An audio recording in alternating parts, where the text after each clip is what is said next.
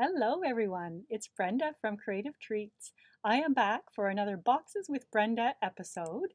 It's lovely to have you here with me today. We are making boxes that are perfectly sized to hold these scrunchies. These are made by a friend of mine, Em, and she has these art prints and other sewing and embroidery projects available over on her Etsy shop, Extraordinary. And these she donated for me to be able to make boxes for and to give away to women at women's shelters for Galentine's Day. I think that's better than Valentine's Day to celebrate them. It's a great day of women celebrating women. I'm going to go here for a second and talk about the box size, and then I'll change over to my work surface to share how I'm going to put this together. I'm going to first show you the assembly, and then I'm going to make one with all the scoring and everything. The boxes themselves are sized at 1 inch deep by 1 3/4 here, and then the top here is 4 inches, and these are made from a 6x6. I wanted to challenge myself to see if I could make something to hold these in a very efficient way, and using a 6x6 piece of paper is a great way to do that. And here are the dimensions on how we do the scoring, which we'll use later. In the meantime, let's go ahead and put this together. You will see that there is tape here, and that is how we are going to hold the box together like that. And there is not yet tape, but should be tape. Actually, I'll put it here because it's a lot easier to put it on when it is flat. Tape here because this is going to hold the whole box together, and it is a binder clip closure on the top.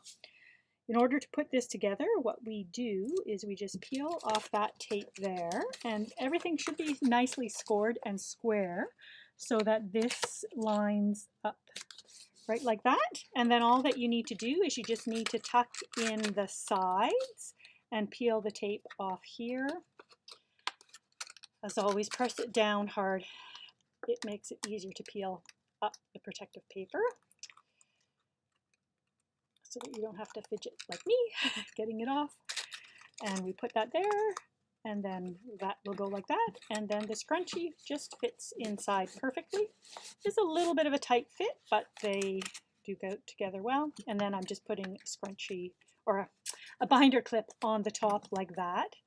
This here, I'm doing a few different things. On this one I have a little cute little fellow to brighten up their day, a little love bug sending some love their way, and I'm just going to put that here on the front. And then these other ones I'm doing with a little card, and I'm going to write a little word of hello to them. Now, moving on to doing the scoring for this. As I said, it is a 6x6 piece of paper. And with the instructions, I'm going to change it here just in case you want to work along with me so that you can see the dimensions a little bit better. All right, this first segment we need at 1 3/4, so we're scoring that at 1 3/4. The next segment needs to be 1 inch, so we're going to score at 2 3/4. Oops, jumped a little bit there. 2 3/4. And then we need to add another 1 3/4 segment, so that's going to bring us to 4 1/2. And then we need another inch, which is going to bring us to 5 1/2. And then we're going to turn it this way, and we need a 1/2 inch for the bit that holds here, and then a 1/2 inch to fold in because the box is 1 inch wide, so we only need that to be a 1/2 inch. And then we want 4 inches here, and we want 1 inch up from the bottom, so that means we go at 5 inches there. And that is all the scoring that we need to do for that. I'll get that out of the way. And then I do the cutting. I cut this straight here, and then I get rid of this piece here. Actually, now that we've done the scoring, I'm going to do it like this so you can see a little bit better. So I cut that out there, and then I get rid of these two pieces here. On the pattern, you'll see I remove things that are white there. So we'll get rid of that. And then we cut down here. There's solid lines on where you do your cutting. Sometimes it's a little bit hard on a glistening paper like this to see where your lines are. So I will sometimes turn it over, and then it makes it a little bit easier to see where things are scored, and I'll finish the cutting that way. It might be a little bit less hard on your eyes too. And for these tabs here that we're folding in, they don't need to be super big, and that is these ones right here. So I cut those off like that, and cut this one off here like that. And that is all the cutting and scoring that you need to do. The taping comes along here. This is the tab that we tuck in to join the sides together. So we'll put that tape there. If you have thicker tape, you could just use one, but mine is pretty thin.